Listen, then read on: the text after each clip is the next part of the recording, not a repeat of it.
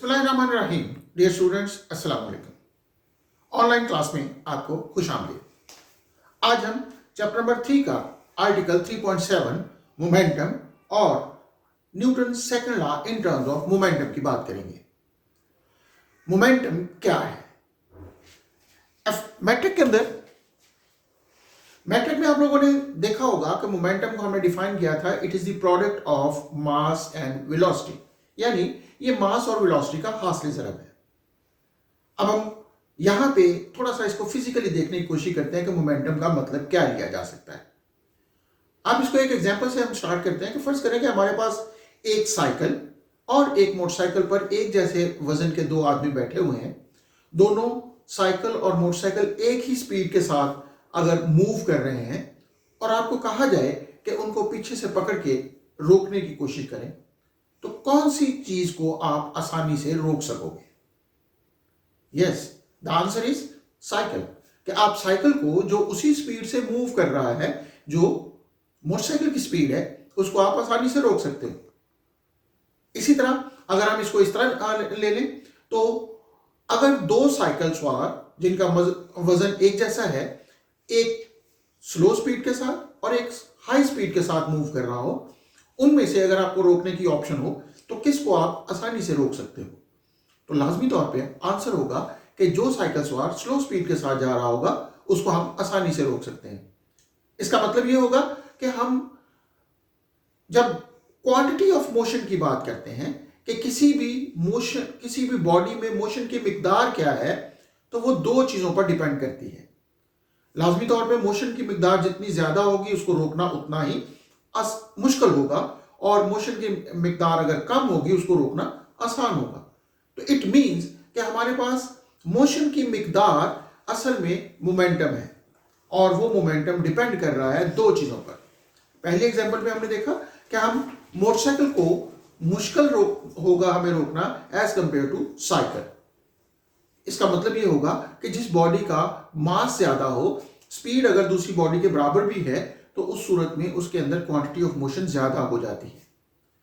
इसी तरह अगर दो साइकिल सवारों में से एक हाई स्पीड है और एक लो स्पीड है, तो हाई स्पीड साइकिल को रोकना मुश्किल काम होगा। इट मींस कि हाई स्पीड साइकिल जिसका मास दूसरे साइकिल सवार के बराबर ही है, लेकिन उसके बावजूद उसको रोकना मुश्किल है, तो क्वांटिटी ऑफ मोशन उसमें ज्यादा होगी।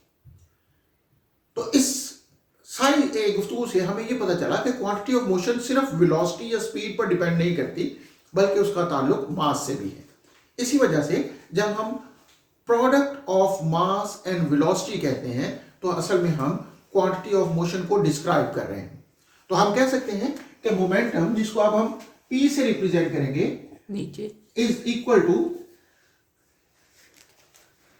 m into v, where m is the mass of the body and v is the velocity of the body। तो यहां पे मास और वेलोसिटी के हासिल ज़रब को हम मोमेंटम कह रहे हैं, which is also known as quantity of motion।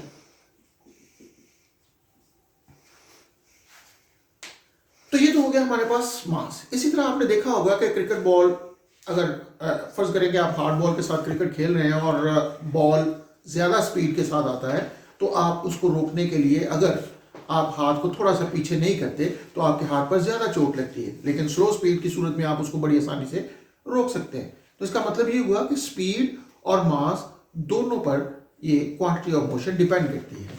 तो product of mass and velocity is called the momentum and it is equivalent to the quantity of motion in a body. अब physical quantity momentum के unit क्या होंगे? अगर देखा जाए तो mass का यूनिट किलोग्राम और वेलोसिटी के यूनिट मीटर पर सेकंड होंगे। इसका मतलब मोमेंटम के unit kilogram metre per second होंगे।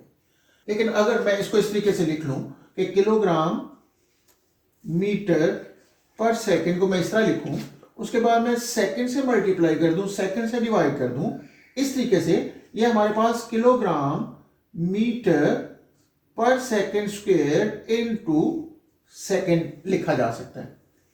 ये हिस्सा अगर देखा जाए तो ये न्यूटन को रिप्रेजेंट करता है, because kilogram metre per second square F is equal to M में से, अगर आपको याद हो तो F is equal to M में से हम kilogram metre per second square unit drive करते हैं which is equal to newton. तो यहां से हम इसके यूनिट न्यूटन सेकेंड भी ले लेते हैं। तो हम कह सकते हैं कि इसके दो तरह के यूनिट हम लिख सकते हैं, किलोग्राम मीटर पर सेकेंड या न्यूटन सेकेंड। अब ये तो हो गया हमारे पास मोमेंटम क्या है। अब इसका दूसरा हिस्सा हम देखेंगे कि न्यूटन सेकेंड लॉ को इन टर्म्स ऑफ मोमेंटम कैसे एक्सप्रेस किया जा सकता है। हम जानते हैं कि न्यूटन सेकेंड लॉ के मुताबिक जब भी किसी बॉडी पर फोर्स एक्ट करते हैं तो उसमें एक्सेलरेशन प्रोड्यूस होता है। एक्सेलरेशन प्रोड्यूस होने का मतलब उसकी वेलोसिटी में चेंज आएगी, और वेलोसिटी में चेंज आने का मतलब है उसका मोमेंटम भी चेंज होगा अगर उसका मास कांस्टेंट भी हो। इट मींस कि हमारे पास वेलोसिटी में चेंज की वजह से मोमेंटम में चेंज आती है when a force is applied. अब यहां पे हमने देखना है कि मोमेंटम या मोमेंटम में चेंज फोर्स के साथ किस तरह रिलेट करते हैं। अगर देखा जाए तो हमारे पास मोमेंटम mv के बराबर हमने कहा, जबकि फोर्स की जब हम बात करते हैं that is equal to ma। फर्ज करें कि एक बॉडी जिस पर फोर्स F लग रही हो और उसमें एक्सेलरेशन a प्रोड्यूस हो रहा हो, तो a is the change in velocity per unit time. Acceleration को हमने डिफाइन किया था m vf minus vi over t। This is the rate of change of velocity. और अगर मैं rate of change of velocity को इसी तरीके से इस तरह m vf minus m vi divided by t by multiplying m, ऐसी सूरत में देखा जाए तो ये हिस्सा मोमेंटम आ जाएगा एट द फाइनल पोजीशन, यानी फोर्स लगने से पहले अगर उसकी वेलोसिटी vi थी, फोर्स लगने के बाद उसकी वेलोसिटी vf हो जाती है, तो उस सूरत में उसके मोमेंटम जो फाइनल पोजीशन पे होगा वो m vf के बराबर होगा, जबकि उसका इनिशियल मोमेंटम m vi के बराबर होगा। डिवाइडेड बाय टाइम करेंगे तो ये हमारे पास delta p over delta t भी लिखा जा सकता है। ये टाइम इंटरवल है, इसको हम डेल्टा t भी लिख सकते हैं। तो this shows that force is the time rate of change of momentum. हम ये कह सकते हैं कि मोमेंटम में चेंज की शरह को हम फोर्स का नाम ले सकते हैं। तो this is the relation between force and the momentum. दूसरे लफ्जों में हम ये कहेंगे कि जितनी ज्यादा फोर्स होगी मोमेंटम में चेंज भी उतनी ही तेजी से होगा। तो इससे भी आप देख सकते हैं कि delta p can be written as f into delta t, और डेल्टा p के यूनिट मतलब न्यूटन इंटू सेकेंड होने चाहिए, जो कि डेल्टा p यानी चेंज इन मोमेंटम के यूनिट होंगे, और जो चेंज इन मोमेंटम के यूनिट होंगे वही असल में मोमेंटम के यूनिट होंगे। तो ये था हमारे पास मोमेंटम और फोर्स के दरमियान रिलेशन। तो we can define second law of Newton second law that time rate of change of momentum of a body equals the applied force।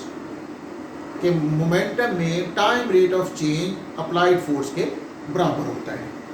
अब इसके बाद हमारा एक और छोटा सा टॉपिक है इम्पल्स।